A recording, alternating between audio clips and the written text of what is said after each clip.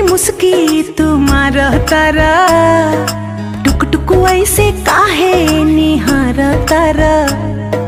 देखतनी मीठी मीठी मुस्की तुम्हार तारा, टुक टुक ऐसे काहे निहार तारा। कथी चले तोरा मन में सांवरिया,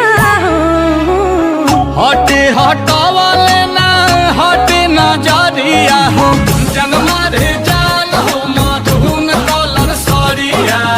मन करे कहसली भरिया कवरिया हो, जनमा रे जान हो मधुन कलर सरिया।